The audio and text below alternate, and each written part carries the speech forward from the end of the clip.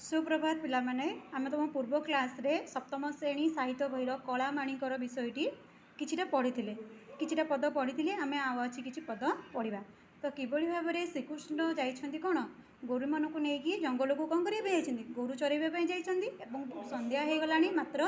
फेरी आसी नहांती से माँ को मनर वात्सल्य ममताटी कौन कराई प्रतिपादन करा जाइछि। से किपरि कौन कर कौन कौन संबोधन कर तुम पूर्व क्लास रे पढ़ी आज आम कौन पढ़ा आउ किछिटा पढ़ा। आगे प्रथम पिला मुझे केमती पढ़ुची तुमने सेमती पढ़ डरू थाऊ अंधार को रखी जाऊ गोरु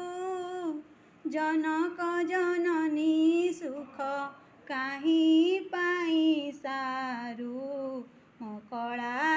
माणिक रे। अच्छा पिले मैंने मुझे जमी गाइली तुम मैंने सेमती गाइब। वृद्ध काले तू मोहर एक नंदन वृद्ध ताप विनाशने तू हरिचंदन कला माणिक रे। तो पिले मैं बुझा आगे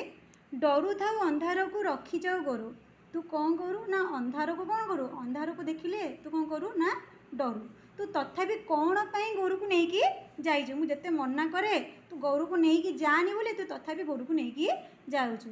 जनक जननी सुख काहीं पाई सारू जनक जननी सुख कहले कौन जनक कहले पिता जननी कहले माता जनक जन माता पिता सुख को तू कौन पाई शेष करुचु तू कौन पाई वन को जाऊछु तू कौन पाई हमको कष्ट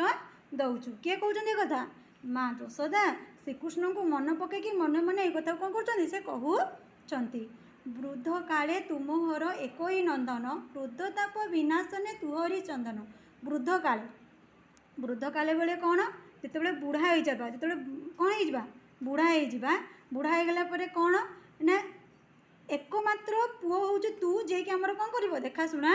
कर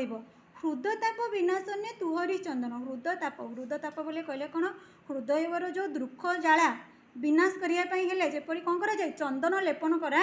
जाए से भली मो हृदताप विनाशर तू हूँ मोर कौन हरिचंदन बा हरिचंदन कहले भी आम कौन कह विष्णु को चंदन बोली भी आम कहीपर। तेणुक मो जो हृदयर जो दुख जाला अच्छी से हृदयर दुख जालार एकमात्र चंदन हूँ किए से तू। गोटिका अधम सर नरुचई तते नाची लांच मागु थाऊ लबणी केमते। गोटिका अधम गोटिका कहले कौन पिले ना पेड़ा जोटा कि आम संदेश मिठा बोली कहूचे अधम है कौन राबिड़ी सर तो जानिच नरुचे तते तते गोटिका देले कि अधम देले कि सर देले तते किछि रुचई नाही। नाची लाच मागु थाऊ लबणी केमते किंतु नाची नाची कि कौन मागु थाऊ लबणी मागु थाऊ लबणी तोर भारी प्रिय। तोली मु धोइले गोली हो जाऊ तुई तो दुर्बल देखी कहीं पशिबई मुही तोली मु धोइले तब तो मुझे तू बसी था मुझे धरियापी ते चेष्टा करे तो से एते दुर्बल एते पतला जो मो देहरे कहीं जाऊ मिसी जाऊ तो दुर्बल देखी कहीं पशिबई मुही तो दुर्बल देखिकी मुझे कौन कर नहीं सी सही पारू नहीं।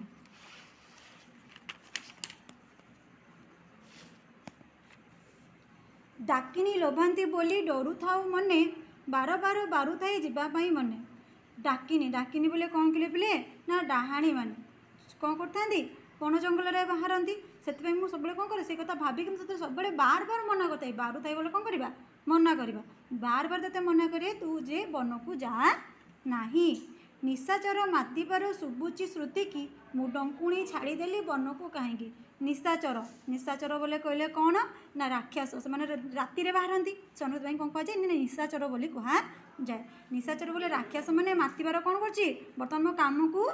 श्रुति की बोले मो कान को कौन कले शुणा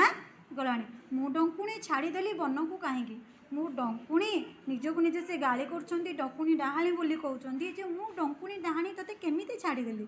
तोते वन को मुझे छाड़ीदेली।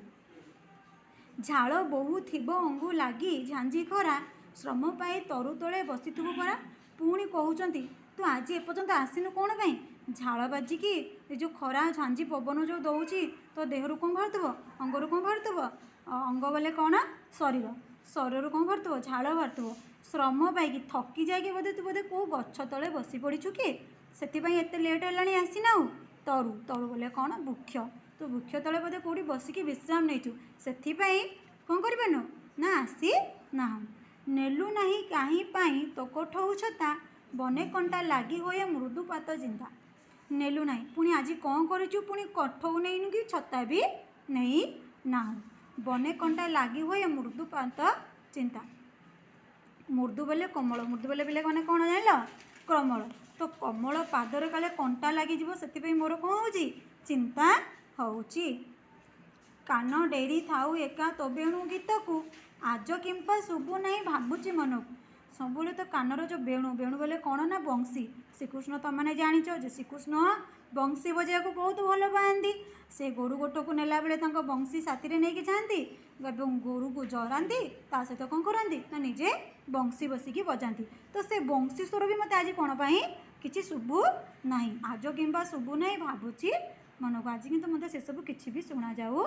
ନାହିଁ ତ ଏଇସବୁ କଥା ମା ଯଶୋଦା କ'ଣ କରୁଛନ୍ତି ମନେ ପକାଉଛନ୍ତି କାହାକୁ ଯେହେତୁ ଶ୍ରୀକୃଷ୍ଣ ଆଜି କ'ଣ କରିଛନ୍ତି ନା ଘରକୁ ସନ୍ଧ୍ୟା ହେଲାଣି ସେ କ'ଣ କରିଛନ୍ତି ଫେରି ଆସି ନାହାନ୍ତି ତ ପିଲାମାନେ ତୁମର କ'ଣ ହେଲା ନା କଳାମାଣିକରେ ଗୀତଟି କ'ଣ ହେଲା ସରିଲା ଆର ଯେଉଁ କଠିନ ଶବ୍ଦାର୍ଥ ମୁଁ PDF ମାଧ୍ୟମରେ ପଠାଇବି ତୁମେ ଆକୁ ଭଲ ଭାବରେ ଗୀତଟିକି ଘୋଷିକି ମନେ ରଖିବ ଏବଂ କ'ଣ କରିବ ଶବ୍ଦାର୍ଥ ମଧ୍ୟ ଘୋଷିକି ମନେ ରଖିବ ଏତିକିରେ ତ ଆମର ଆଜି ବିଷୟଟି ସରିଗଲା ଆମେ କ'ଣ କରିବା आर जो नेक्स्ट पीरियड रे आमे कौन करिबा नेक्स्ट क्लास रे जो आमर अभ्यास टी को कौन करिबा टिके आलोचना करिबा